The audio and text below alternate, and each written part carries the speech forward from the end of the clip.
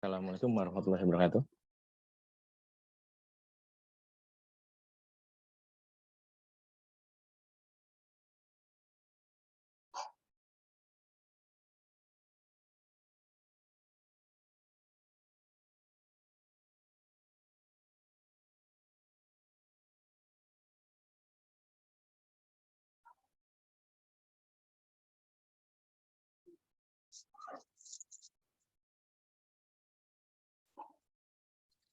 Assalamualaikum warahmatullahi wabarakatuh. Waalaikumsalam warahmatullahi wabarakatuh, Pak. Ya.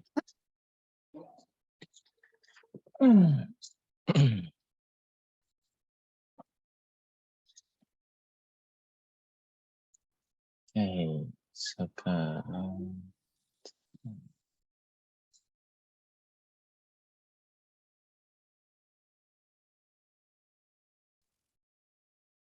ya sudah terlihat ya, Mbak Tri ya.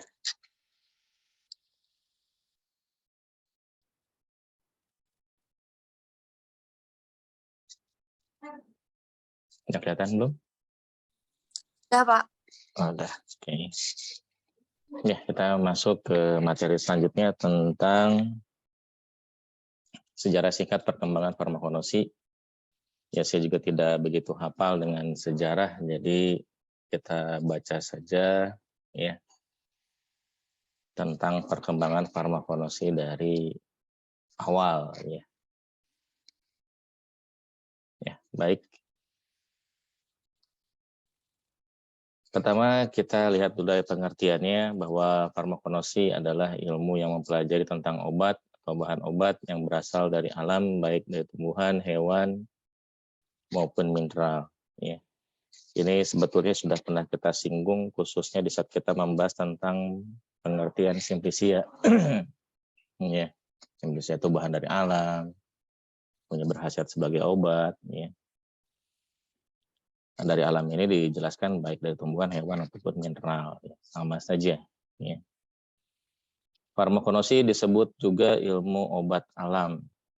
Termasuk juga dalam farmakologi adalah cara-cara penanaman, seleksi pengumpulan, produksi, pengawetan, penyimpanan, dan perdagangan dari bahan obat yang berasal dari alam. Maka bisa dikatakan farmakologi ini dengan mata kuliah lain atau mata bidang lain, ilmu bidang lain itu luas kemana-mana ya. Seperti yang saya sudah katakan di pertemuan sebelumnya, farmakologi ini luas sekali, ya tidak hanya sebatas pada ilmu tumbuhan seperti fitokimia, tapi ke hal-hal yang lain bisa kalian lihat di sana ya. Dari cara penanamannya bisa seperti botaninya, kemudian seleksi pengumpulannya berarti dari anatominya dia pelajari juga, ya. Industrinya juga dia pelajari sama dia, faktor kimia, fisikanya dalam penyimpanannya juga diperhatikan sama dia sampai malah ke perdagangan atau mungkin ke distribusi atau manajemennya dia juga pelajari ya. Tapi nanti pendekatan kita tidak sampai seluas itu ya, bidangnya hanya cukup di penyiapan saja daripada simplicia, mutunya, ekstraknya gimana, ya simplicianya gimana, itu yang tetap pelajari sama beberapa tanaman obat yang ada yang berkhasiat di Asia Tenggara ya, khususnya di Asia Tenggara.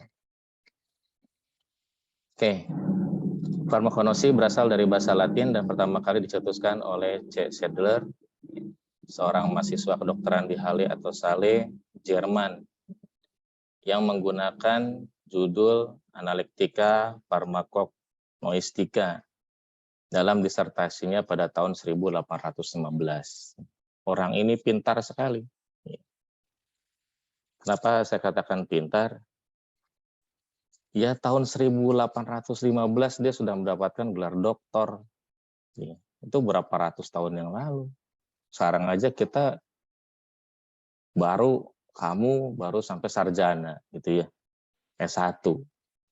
Dia 1800 sudah jadi dokter gitu.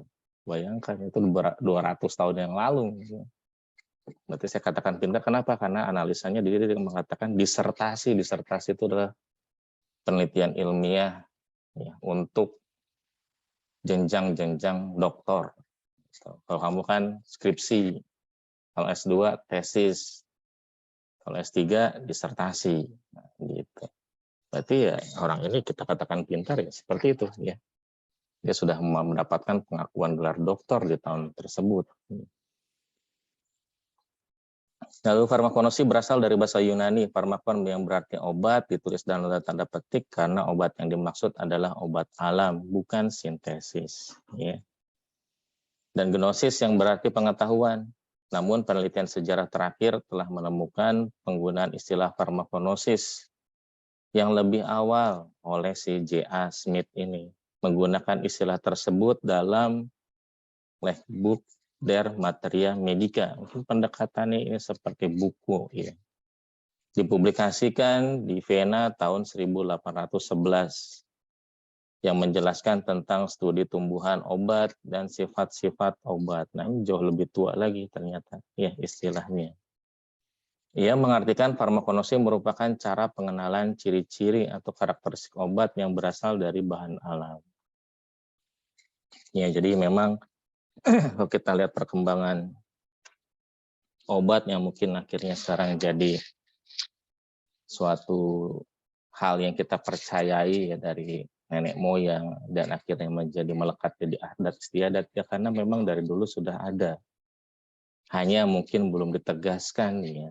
Ya, belum ditegaskan karena juga zaman dulu juga mengerikan sekali ya tentang pengobatan menggunakan alam ini ya bahan alam ini karena nanti akan ada dihubungkan sama agama lah, dihubungkan sama seseorang yang dikultuskan lah, dihubungkan lagi sama orang yang mendapatkan mungkin karomah lah dan lain-lain. Jadi akhirnya kemana-mana gitu ya. Dan makanya akhirnya saya sih bersyukur ya bahwa ada bidang fitokimia di mana kita akan menegaskan ya itu bukanlah aroma, itu bukanlah berhubungan dengan suatu kepercayaan atau adat istiadat, tapi memang itu bisa dipertanggungjawabkan secara ilmiah. Ya. Seperti itu. Ya. Jadi zaman dulu ya agak sedikit mengerikan lah. Nanti sedikit di sini juga akan dibahas ya kengeriannya ya kita lihat. Sumber informasi. Sumber informasi yang tersedia untuk memahami sejarah penggunaan tumbuhan obat, juga nutrisi dan racun adalah catatan arkeologis dan dokumen tertulis. Tradisi-tradisi Jepang, India, Cina juga didokumentasikan pada banyak manuskrip dan buku-buku kuno. Ya, hanya dulu tuh mungkin catatannya di batang-batang pohon ya karena memang pohon ini banyak mengandung selulosa. Mana selulosa ini juga mempunyai sifat yang bisa menyerap tinta. Ya. Nah, selulosa ini perkembangan modernnya yang sekarang kamu dapati teknologinya adalah kertas, ya, kertas untuk menulis buku kamu. Di mana kertas-kertas itu bisa menyerap tinta, ya. Baik tinta pulpen kamu atau tinta cetak, ya. Seperti itu pendekatannya sama, dia selulosa. Ya. Lalu Mazar dan Waller pada tahun 1998 mengatakan tidak ada catatan tertulis yang tersedia untuk wilayah lain di dunia karena tulisan-tulisan tersebut tidak pernah diproduksi atau karena dokumen tersebut hilang atau dimusnahkan oleh penjajah. Oleh karena itu, catatan tulisan pertama dilaporkan oleh penjelajah kuno yang dikirim oleh pemerintah feudal untuk mencari kekayaan dunia baru di berbagai belahan dunia. Dan kita lihat kalimat selanjutnya. Orang-orang ini termasuk minoritas, penjelajah, pedagang, peneliti, dan petugas kolonial. Informasi ini penting untuk komunitas Eropa karena beberapa alasan.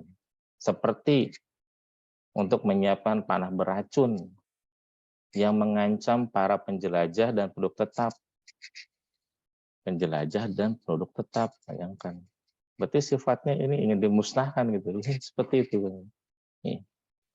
Dan juga prospek untuk menemukan obat baru.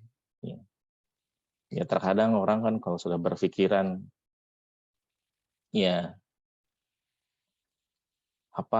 orang-orang yang kurang gitu, orang-orang yang terbelakang itu dianggapnya untuk mereka yang memang punya pengetahuan itu dianggapnya sebagai apa? Musibah, penyakit.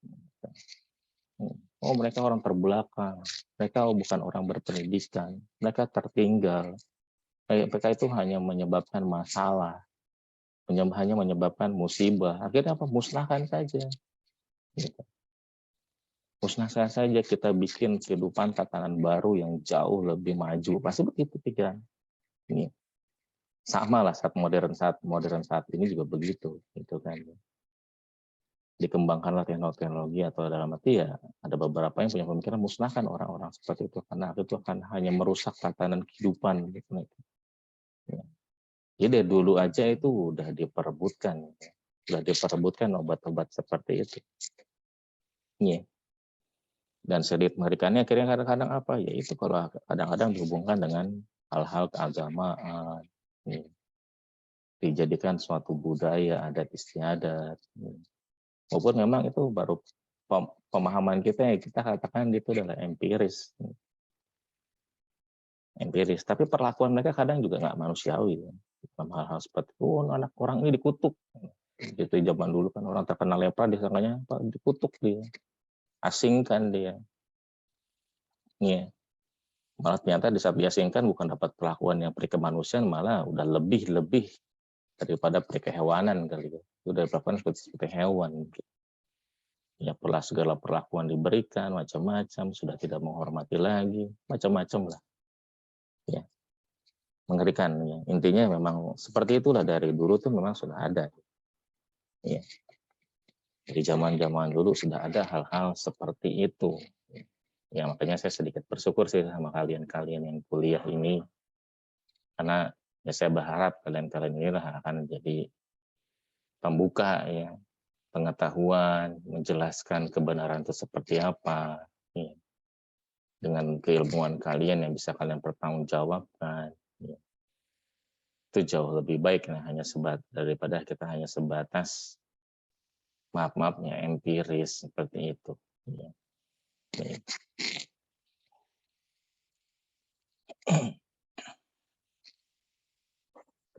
Oh, saya punya murid cewek berkumis ya. Nanda,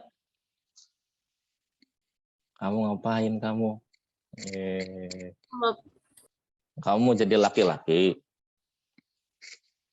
Enggak, Bapak, nggak tahu ini filternya. Ada aja kamu nih. Oke, selanjutnya catatan klasik dari Arab, Yunani, dan Roma. Informasi tertulis paling tua dalam tradisi orang Eropa Arab berasal dari orang Sumeria dan Akkad di Mesopotamia. Penduduk ini berasal dari daerah yang sama seperti yang tercatat arkeologi Sanidar 4.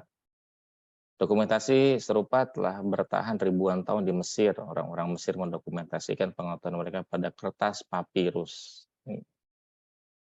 Ya, di Jawa juga sebenarnya ada sih kertas papir ya. Zaman saya kecil itu beberapa orang tua bikin rokoknya pakai kertas papir yang diisi dengan tembakau kemudian digulung ya rasanya manis.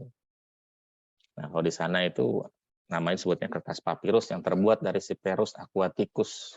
Nah aquaticus ini menjelaskan apa? Dia adalah suatu tumbuhan air ya, yang terdapat di sepanjang Eropa Selatan dan Afrika Utara dan juga banyak terdapat di Sungai Nil ya, daerah-daerah sana ya. Banyak sekali.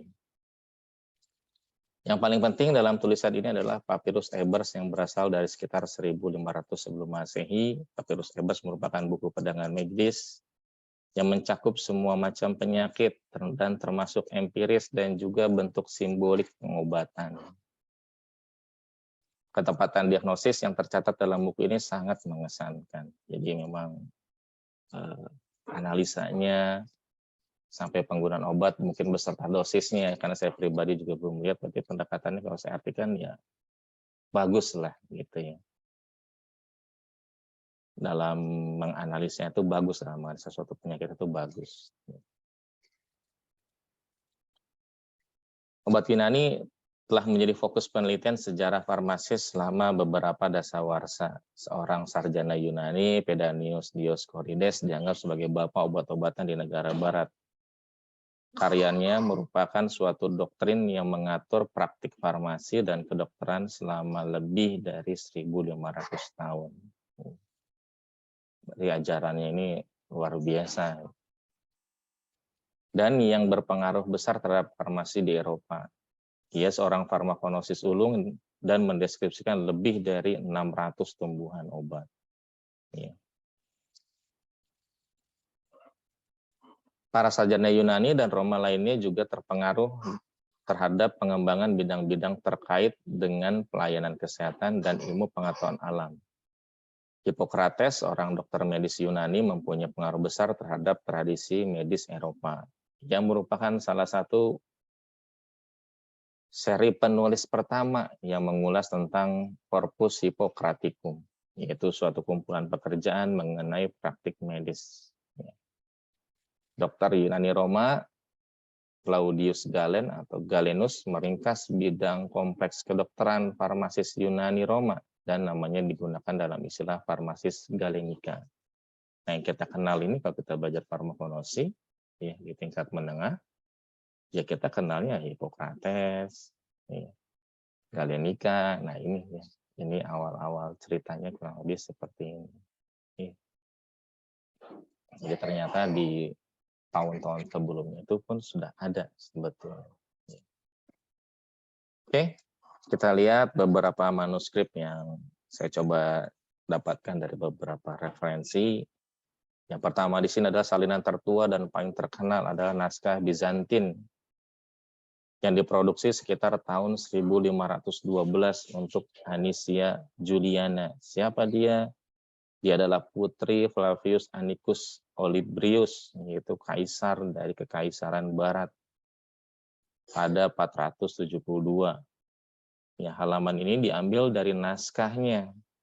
Ya, jadi kamu bisa lihat beberapa dari para naskah ini tertulis dalam bahasa Arab. Ya. Ya, kalau kamu lihat ini ada bahasa Arab. Ya. Kelihatan nggak bahasa Arabnya? Kelihatan nggak? Apa Ananda artinya Ananda itu? Bapak. Hah? Bahasa Arabnya kelihatan kan? Kamu lagi nyari bahasa Arabnya kan? Iya, itu yang di lingkaran merah kan? Iya. Artinya apa tuh? Enggak. Nggak tahu ya. Mbak Ara tahu nggak? Nggak tahu ya. Mbak Travelina tahu nggak? Nggak tahu. Sama, saya juga nggak tahu. Saya juga nggak tahu. Saya juga nggak tahu. Kirain saya tuh nanya tuh, kirain kamu ada yang tahu gitu kan. Ya. Oke, selanjutnya kita lihat lagi. Yang selanjutnya ini ada dokumen ini diyakini ditemukan dalam makam dan dibawa pada tahun 1873 oleh George Ebers, orang yang menyimpannya di Universitas Leipzig, dan 2 tahun kemudian dipublikasikan dalam edisi faksimil. Papirus Ebers merupakan buku pegangan medis yang mencakup semua macam penyakit dan termasuk empiris dan juga bentuk simbolik pengobatan. Ini si Papirus Ebers.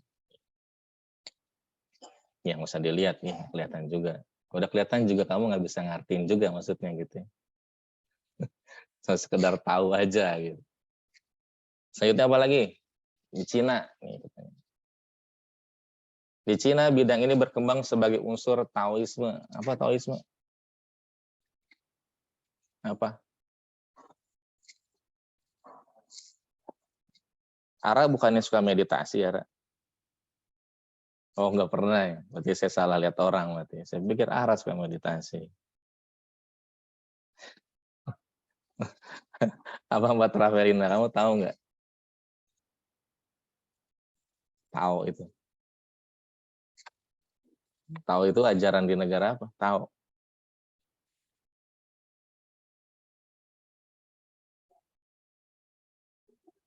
Ajaran di Cina ya. Ajaran di Cina, dia tuh mempelajari tentang akhlak. Nih, akhlak makhluk yang baik. Cuma lucu bagian belakangnya. Akhlak makhluk yang baik agar dia bisa bersatu dengan Tuhannya. Luar biasa. Nih. Jadi kita lihat. Saya cuma baca bukunya bilang begitu ya, tapi kalau kamu mengartikan itu aneh, ya saya juga anggap aneh. Dia menganggap bahwa para pengikut berusaha untuk menjamin hidup yang lama. atau dia kekal. Ya intinya semua obat ini diperebutkan dari zaman dulu tuh supaya apa? Ya ingin manusia itu hidup abadi intinya. Iya, intinya itu. Iya. Melalui apa? Meditasi, tuh, makanan khusus, apalagi tumbuhan obat, latihan dan praktek seksual tertentu. Makanya kita nggak aneh lah. Kalau zaman dinasti-dinasti di Cina itu raja-rajanya selirnya banyak. Nih. Kenapa kira-kira? Kenapa Mbak Travelina? Oh, kamu senyum-senyum sih kuritanya gitu. Saya kayaknya kalau kuliah tuh cuma ketemu Mbak Travelina, Ara, gitu. Nggak ada lagi yang nanyanya itu doang. Jadi yang lainnya hilang mukanya, nggak ada. Sudah mentaati aturan ya yang lainnya. Kenapa Mbak Travelina? Kenapa orang Cina itu di dinasti raja-raja di Cina itu selirnya banyak? Kira-kira menurut kamu apa? Buat melayani Pak para raja. Buat main raja. Emang biar apa kira-kira coba? Berarti ada tujuannya kan? Banyak keturunan, Pak. Oh, biar banyak keturunan. Kamu kayaknya sering nonton drakor kayaknya. Ya, lumayan sih, Pak. Ya ternyata mereka juga mempelajari kitab ini dalam rangka apa? Ya mereka ingin hidupnya lebih lama, umurnya panjang.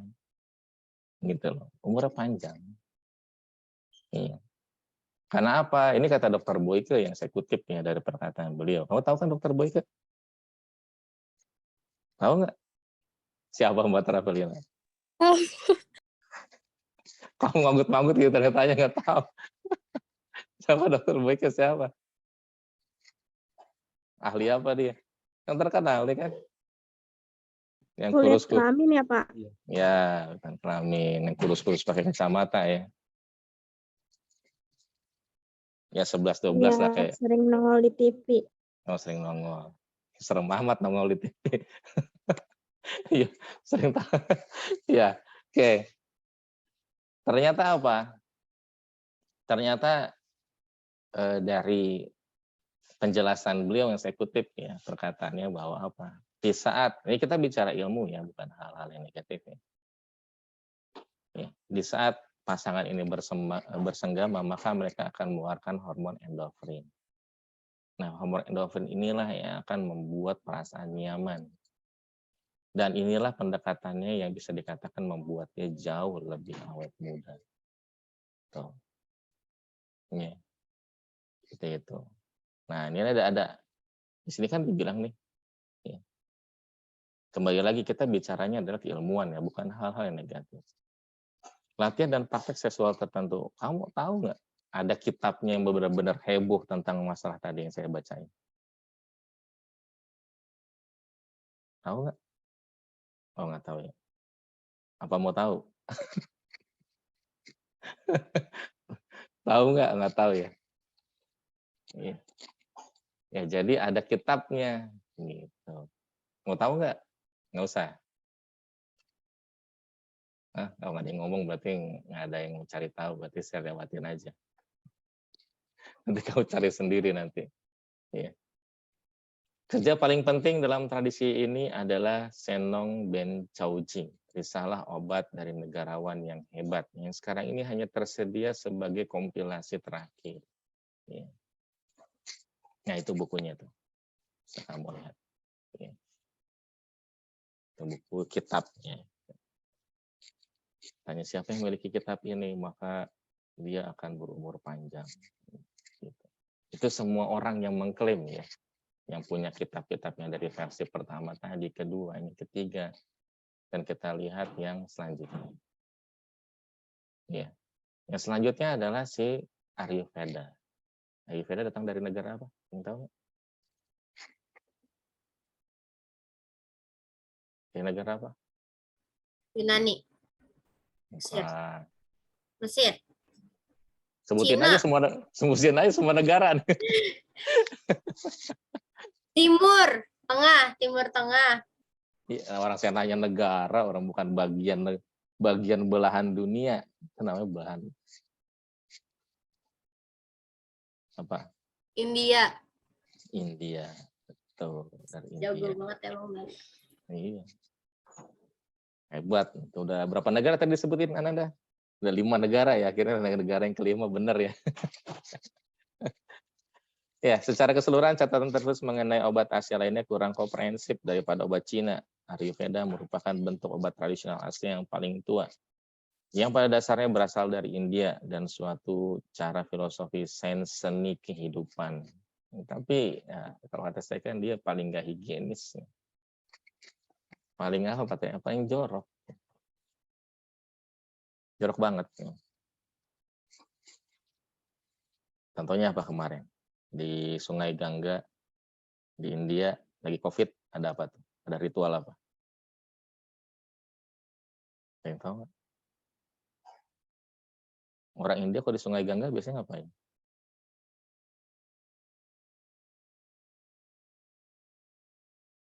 Nyebar abu. Berabu. Terus apa lagi, Mbak Mala? Ada nyebar yang lain mungkin? Sesajen gitu?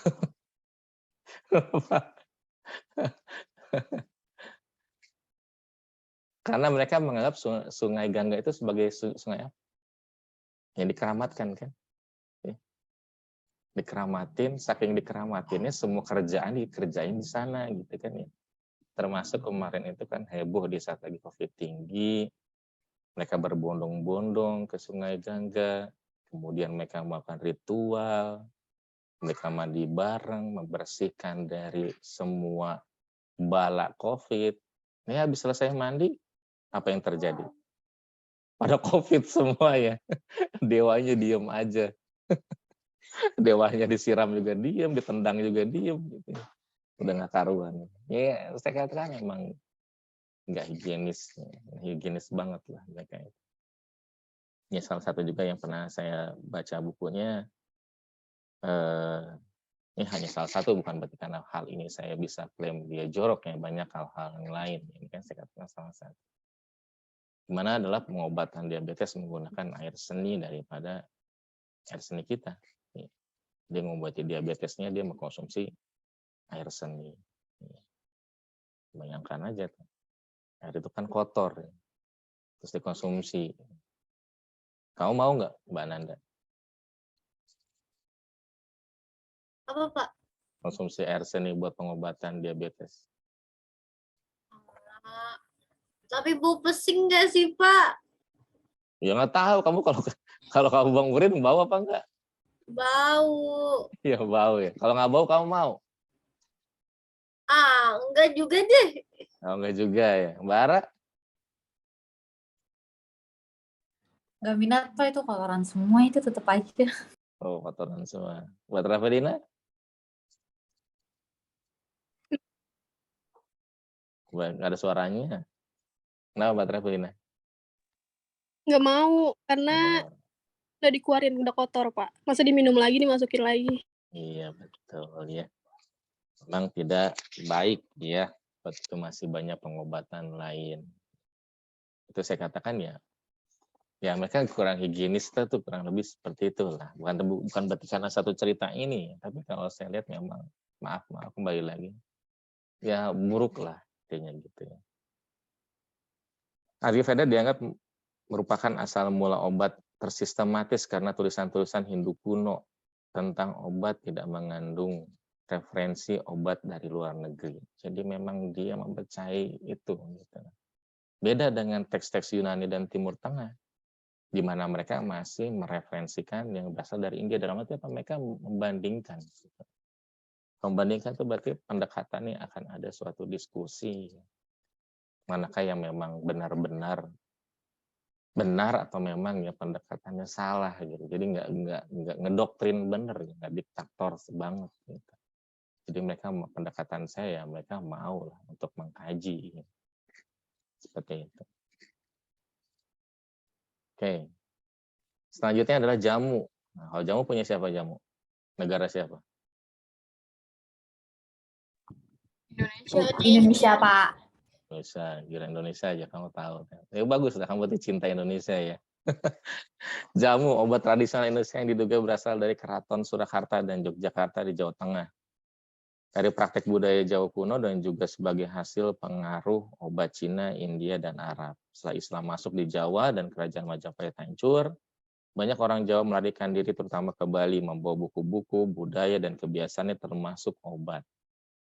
Ada beberapa catatan yang masih ada, tetapi catatan tersebut masih sering dirahasiakan oleh tabib atau keluarga mereka. Karena kalau kamu coba mungkin jadi ancaman buat mereka. Nanti kamu yang lebih tahan lama hidup. Intinya ujungnya sama kitab-kitab ini tuh, iya untuk itu, Pak. Iya, untuk pengobatan supaya memang mereka kekal, abadi lah. Iya, seperti itu. Mereka menganggap hal ini suci dan tertutup bagi orang luar. Contohnya seperti catatan yang ada di Yogyakarta. 2 manuskrip yang paling penting katanya ada serta Kauroh bab jampi-jampi. Iya. Suatu risalah berbagai macam penyembuhan serta Sentini atau buku Sentini yang ada di perpustakaan Keraton Surakarta. Iya. Nah, kalau ini apa nih? Ada wanita dengan tampilan seperti ini, kamu tahu kan?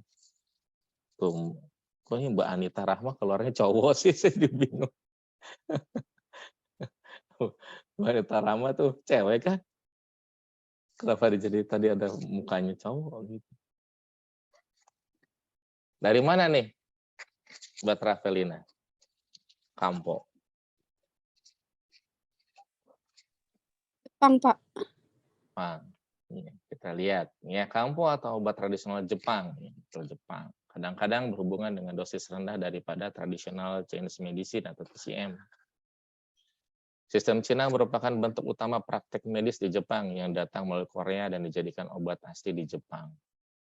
Pertukaran pelajar dengan Cina mempunyai arti bahwa praktik medis dan keagamaan sebenarnya adalah identik. Sebagai contoh, sistem medis yang terbentuk di Jepang pada tahun 701 merupakan salinan yang sama dengan sistem dinasti Tang di Cina. Nah, secara nggak langsung kalau kita lihat ini seperti Kampo katakan, ini hubungannya pasti dengan apa? Dengan keagamaan. Dan akhirnya akan ada pengkultusan seseorang kalau memang dia suci, dianggap suci, dikultuskan. Terus dia punya karomah dan lain sebagainya. Katanya apa? Keringat dia adalah obat. Jadi keringatnya aja dikejar-kejar. Terus apa lagi yang pernah saya dengar itu? Oh ya, apa minuman kopinya itu mengandung manfaat. Dia minum kopi atau minum sesuatu, ternyata kalau kopinya kita tersisa, kita konsumsi, maka kita akan mendapatkan karomah. Wah, ya itu seperti itu yang terjadi. Ya. Banyak akhirnya ya penyimpangan-penyimpangan yang notabene-nya jadi kenapa harus bawa-bawa agama dan akhirnya seperti itu. Ya. Akhirnya jadi salah semuanya. Ya. Jadi nggak sesuai tempatnya. Kalau obat ya kita bicara obat, harusnya seperti itu. Ya. Nah, sebetulnya ya materi tentang sejarah itu selesai. Ya. Tapi saya sedikit tambahkan tentang budidaya tanaman obat. Ya. Ya. Kenapa kira-kira tanaman obat itu harus dibudidayakan? Wah, ini ada peserta baru nih, Mbak Ananda Sela Rahayu. Ya, Mbak Ananda ya? Iya, Pak. Kenapa? Kenapa Mbak Ananda menurut kamu tanaman obat itu harus dibudidayakan? Iya, harus Pak. Itu kan untuk jadi obat herbal, gitu Pak. Jadi dibudidayakan untuk dijadiin obat herbal gitu Pak. kalau nggak jadi obat herbal nggak usah dibudidayain. Enggak juga. Oh, jadi gimana? Kenapa mesti dibudidayakan? Ya kan ada manfaatnya, jadi harus dibudidayakan gitu Pak. Kalau nggak ada manfaatnya? Kalau nggak ada manfaatnya, ya udah nggak usah. Oh, usah gitu. nggak pernah buang aja gitu ya. Nggak bisa dimanfaatin gitu jadi tanaman hias gitu atau apa gitu kan. Mbak Ananda, kenapa Mbak Ananda? Kenapa tanaman obat masih dibudidayakan, mau tahu Mbak? Nanda saya, Pak. Iya. Oh, ada Ananda yang lain nih. Oh, Nah, tadi kan Ananda. Nanda juga. Oh iya, betul. Saya salah. Ya udah Ananda kuadrat lah, berarti kamu satu lagi. Untuk menghasilkan tanaman obat yang bermanfaat. Yang manfaatnya lebih bermutu, lebih baik, Pak. Oke, jadi untuk mendapatkan hasil yang lebih bermutu. Jadi pendekatannya ada, Patria, kalau tanaman obat itu tidak dibudayakan dengan baik itu akan jadi tidak bermutu. Ada, nanti saya masukkan ke sini salah satu kejadiannya yang saya ambil, saya kutip dari beberapa referensi. Ya, sekarang kita baca. Budidaya tanaman obat merupakan cara pengelolaan tanaman obat dengan tujuan mendatangkan hasil yang maksimal dengan mutu yang baik. Dan kita akan dapatkan hasil yang maksimal dengan mutu yang baik. Misalnya Pak Jokowi lagi senang-senangnya nih, bikin tanaman-tanaman yang potensial, yang varietasnya unggul dari lahan hektar yang sama, tapi hasil panennya jauh lebih besar dari semestinya. Itu karena apa? Karena ada ilmu tentang budidaya tanaman obat. Ya. Tujuan utama budidaya tanaman obat adalah untuk menghasilkan bahan obat dengan memanfaatkan sumber daya berupa tumbuh-tumbuhan. Karena memang konteksnya ini adalah tanaman obat. Jadi kita manfaatin tanaman-tanaman yang bisa kita gali potensinya, yang memang bisa kita cari metabolisme sekundernya yang memang bermanfaat untuk tubuh manusia.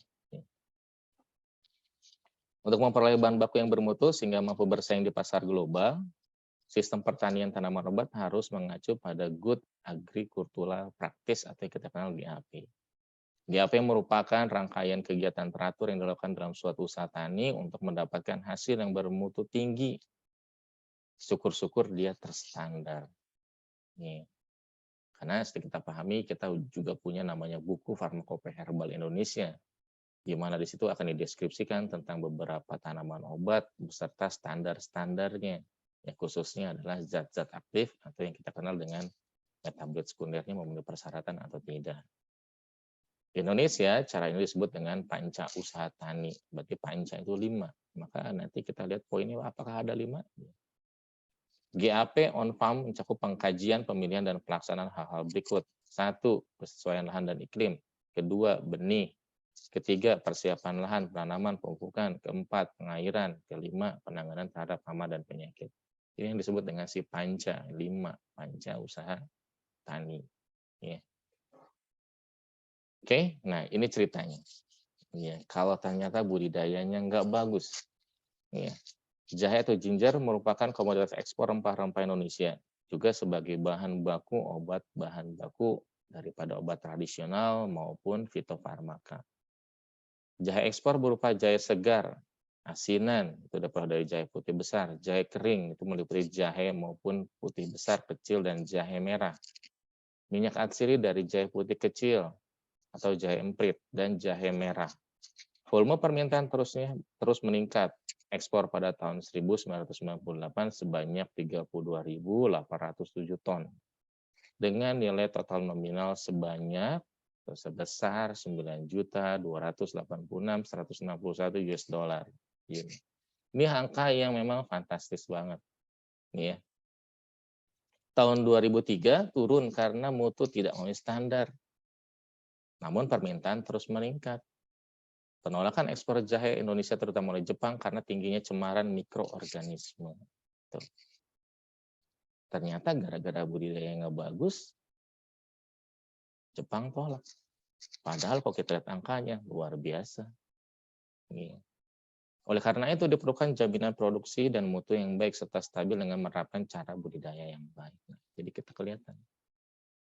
Ya, budidaya yang baik itu ya dampaknya seperti ini. Ya, akan mendapatkan hasil atau mutu yang memang optimal dan yang terbaik. Ya. Oke, ini beberapa catatan ya deskripsi dari mana budidaya jahe itu harus memikirkan apa persyaratan tumbuh. Kita lihat ketinggian tempat tumbuhnya 300 sampai 900 meter dari permukaan laut. Suhunya diatur. Jumlah bulan basahnya, penghujannya dilihat. curah hujannya juga diukur, intensitas cahayanya diukur, luar biasa analisanya. Ya. Sampai untuk mendapatkan apa? Untuk mendapatkan hal yang maksimal itu, hasil yang maksimal itu ya nggak sembarangan. Ini hal-hal ini dianalisa. Ya. Makanya saya pernah baca suatu artikel penelitian di mana si peneliti melakukan percobaan jahe yang diambil dari beberapa pulau di Indonesia. Ya. Sumatera, Kalimantan, Jawa, sampai ke Papua, varietas sama, diukur sama dia, ternyata apa? Kandungan kimianya atau zat metabolis sekundernya berbeda. Nah, ternyata apa yang mempengaruhi? Ya budidaya. Gayanya mereka tiap pulaunya berbeda. Apalagi kamu bisa bilang, ya itu tanahnya beda, Pak. Tanah beta berarti unsur haranya beda, tanah makanannya beda, otomatis khasiatnya juga apa kandungan juga akan berbeda. Nah, makanya biar diseragamkan, maka butuhlah namanya ilmu budidaya tanaman obat. Iya. Seperti yang bisa kalian lihat di sini, ini semuanya diatur. Iya. Bahan tanamannya jahe atau Zingiber officinale ini memiliki nama asing yaitu ginger, tergolong famili Zingiberaceae, dikenal 3 tipe, ada jahe putih besar, jahe putih kecil, dan jahe merah. Mereka ini mempunyai karakteristik yang berbeda-beda yang bisa kalian bandingkan satu dan yang lainnya. Dan juga tidak kehilangan informasinya tentang apa? Kandungan daripada minyak atsiri. Nah, sebenarnya marker atau penanda daripada jahe itu adalah si minyak atsiri yang kadang orang mengatakan itu sebagai oleoresin. Ya. Dan di sini bisa kalian lihat nih karakteristiknya. Ya. Beserta pemerian ya dari pengamatan organoleptis. Ya. Nah, Balai Penelitian Tanaman Obat dan Aromatik atau Balitro telah melepas varietas unggul jahe putih besar yang dikenal dengan Cimanggu 1 dengan potensi produksi 17-37 ton per hektar. Calon varietas unggul jahe putih kecil rata-rata potensi produksinya 16 ton per hektar dengan kadar oleoresin 2,39 sampai 8,87. Jahe merah potensi produksinya 22 ton per hektar dengan kadar oleoresin 5,86 sampai 6,36%. Nah, ini saya bilang markernya, si minyak atsirinya. Maka otomatis kalau kita kejar minyak atsirinya, maka si jahe ini butuh perhatian sekali intensif supaya apa zatnya nggak hilang. Karena oleoresin ini termasuk minyak atsiri yang mudah menguap, maka dia butuh perlakuan khusus ya. Bisa kita katakan dia nggak suka panas. Karena kalau panas ya hilang minyaknya. Ya. Hilang minyaknya. Percuma jadi kalau kamu olah ternyata kamu jemur, ternyata suhunya tidak bisa kamu kontrol, kan percuma. Yang ada hanya buang-buang waktu, buang-buang biaya, dan nggak efektif sekali kerjanya. Ya. Oke, pembibitan. Benih yang berasal dari penanaman yang sehat tidak terserang penyakit. Beberapa penyakit penting pada tanaman jahe, terutama jahe putih besar, adalah layu bakteri, layu fusarium, layu zooxanthella. Ini semuanya gara-gara adalah mikroba. Ya.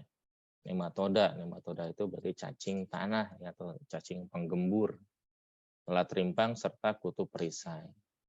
Ini. Rimpang untuk bibit harus sudah tua, minimal berumur 10 bulan. Ciri rimpang tua yaitu kandungan seratnya tinggi, kasar, kulitnya licin dan keras, tidak mudah mengelupas, warna kulitnya mengkilat dan menampakkan tanda beruas. Ya. Nah, ini adalah poin-poin yang memang penting dalam si jahe. Pertama, kita harus menyiapkan persiapan lahan. Kita juga harus menjaga jarak tanamnya supaya makannya tidak direbutkan antara tanaman satu atau tanaman sebelahnya. Ya. Kemudian juga pemeliharaan kita harus berikan pupuk supaya memang dia tetap sehat, menghasilkan nutrisi-nutrisi yang baik di tanahnya sehingga bisa diserap dengan baik oleh akar-akar daripada si jahe nanti. Lalu di poin pemeliharaan selanjutnya adalah penyiangan gulma, penyulaman atau penggantian tanaman yang rusak, pembumbunan atau penimbunan tanah di pangkal rumpun. Ya. Yang terakhir adalah pengendalian organisme pengganggu tanaman. Ya. Ini juga harus diperhatikan. Ya. Pola tanamnya gimana? Ternyata si jahe ini bisa ditumpang sarikan dengan tanaman lain untuk kacang-kacangan dan sayuran. Ditumpang sarikan itu maksudnya apa? Diseling-seling. Ya. Tujuannya apa ditumpang sarikan, Patria? Ya memang dalam rangka untuk mendapatkan hasil maksimal itu kita kombinasikan dengan kacang-kacangan dan sayuran. Ya. Untuk apanya? Supaya tanah ini jauh lebih baik nanti kandungannya. Intinya seperti itu. Ya. Tujuannya ditumpang sarikan. Dan pemanenan, panen untuk konsumsi dimulai pada umur 6-10 bulan, sedangkan untuk bibit tadi 10 bulan kan. Tadi sini dikatakan lagi untuk bibit pada umur 10-12 bulan. Ya. Ini saya akhiri dulu sedikit lagi. Intinya di sini berdasarkan standar perdagangan mutu rimpang jahe semar dikategorikan sebagai berikut. Yang pertama mutu pertama di mana bobotnya 250 gram per rimpang, kulitnya tidak terkelupas, tidak mengandung benda asing dan kapang. Mutu 2 semakin turun di mana bobotnya 150 sampai 249 gram per limpang. Kulitnya tidak terlepas, tidak mengandung benda asing dan kapang. Yang terakhir yang paling jelek mutu 3. Di mana bobotnya sesuai hasil analisis apa adanya, kulit yang terkupas maksimum 10%, benda maksimumnya 3%, kapang maksimumnya 10%. Intinya memang yang ketiga ini buruk sekali ya. Sampai ada kapang dan benda asing pun mereka masih toleransi. Berarti pendekatannya adalah jahe semar yang mungkin pendekatannya harga jualnya rendah di pasaran. Ya. Dan pasca panen, tahapan pengolahan jahe meliputi penyortiran, pencucian, pengirisan, pengeringan, pengemasan, dan penyimpanan. Tahapan-tahapan ini akan kita bahas nanti khususnya di pembuatan simplisia. Karena yang saya tebalkan ini termasuk tahapan pembuatan simplisia. Ya. Yang catatan yang penting di sini adalah bahwa apa? Kalau kita lihat di sini, bahwa si jahe ini dikeringkan di bawah sinar matahari atau oven pada suhu 36,3 sampai 45,6. Nggak lebih dari itu. Kenapa? Kalau lebih ya minyaknya hilang. Ya. Kemudian pengeringan cukup bila kadar air mencapai sekitar 8-10%. Ini sesuai dengan persyaratan daripada yang dikatakan simplisia. Simplisia dikeringkan dengan kandungan air tidak lebih daripada 10%. Karena kalau lebih daripada 10%, maka simplisia itu mudah ditumbuhi kapang, jamur, dan mikroba lain. Intinya seperti itu. Ya. Oke, ini tugas untuk kalian. Ya, nanti tolong dikerjakan. Cari tanaman yang berkhasiat sebagai obat dan jelaskan tahapan budidayanya. Setiap mahasiswa nggak boleh sama tanaman obatnya. Caranya gimana biar nggak sama, Patria? Langsung tulis ketik di grup kelas kalian, Tria jahe. Saya udah ambil jahe, maka yang lain nggak boleh lagi ngambil jahe. Ya, berarti jahe angus, Patria. Jahe angus sudah saya kasih, saya sudah berikan teori. Kalian cari tanaman obat yang lain. Ya, dan nggak boleh sama caranya seperti itu. Ya. Ingat ya, yang saya minta adalah tanaman obat. Bukan tanaman yang digunakan sebagai bumbu dapur atau zat penambah lainnya, penambah aroma rasa, aroma wangi, dan lain sebagainya. Saya minta adalah sebagai tanaman obat. Ya. Dan yang penting adalah apa selanjutnya? Sertakan pustakanya. Seperti saya menyajikan slide ini, semuanya bisa saya pertanggungjawabkan dasarnya. Kalau bisa lihat sendiri penulisan yang saya diambil dari buku apa, silakan. Begitu pula dengan kalian nanti di saat membuat tugas, tolong sertakan rujukannya, di mana rujukan yang bisa kalian adopsi adalah dari artikel penelitian, jurnal penelitian, buku-buku digital, buku-buku memang yang tercetak hard copy-nya, silakan saja. Asal jangan dari Wikipedia, laporan praktikum, kemudian dari Blogspot itu apalagi karena memang mereka semuanya tidak ada editornya. Jadi itu hal yang harus kalian perhatikan. Waktu pengumpulannya 1 minggu dari sekarang, tidak lebih. Kalau ada yang telat-telat bagaimana, saya nggak akan terima. Intinya kalau dikumpulin kemana? Ke e-learning. Yeah. Gimana diketik atau ditulis tangan? Ditulis tangan. Tulis tangan, kalian foto atau kalian scan, kemudian upload di e-learning. Nanti forum pengumpulan tugasnya saya buatkan di e-learning. Ya, waktunya 1 minggu dari sekarang. Oke? Bisa dipahami, Batra Felina, Ananda, Wadrat? Pak. Ada yang mau tanyakan? Sudah cukup? Saya mau nanya. Iya, silakan. Itu kan tadi Bapak bilang tumbuhan ya. Kalau Iya. tumbuhan kan kayak pohon, satu pohon. Apa bisa ini bagian tumbuhan? Kayak daunnya, rimpangnya, batangnya, bijinya. Ya, boleh. Boleh. Bagian daripada tumbuhannya boleh. Jadi nggak harus satu tanaman utuh. Silakan saja. Boleh. Cengkeh boleh, Pak. Boleh.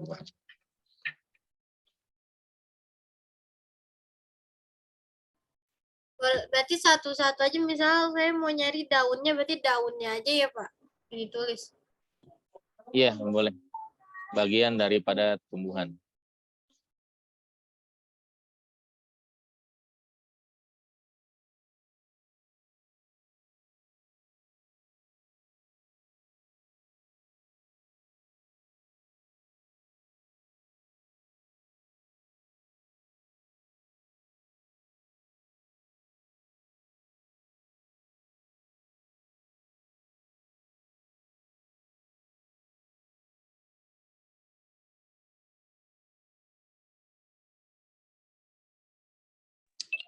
Sudah apa cukup, Pak?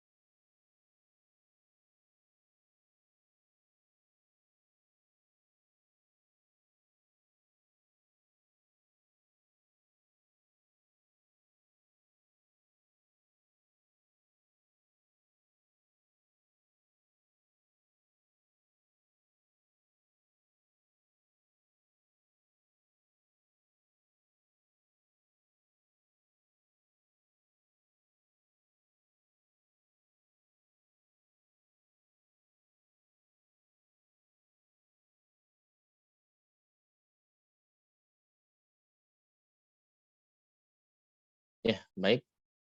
Kalau tidak ada lagi, saya akhiri untuk pertemuan hari ini. Sekian, terima kasih. Assalamualaikum warahmatullahi wabarakatuh. Waalaikumsalam warahmatullahi wabarakatuh.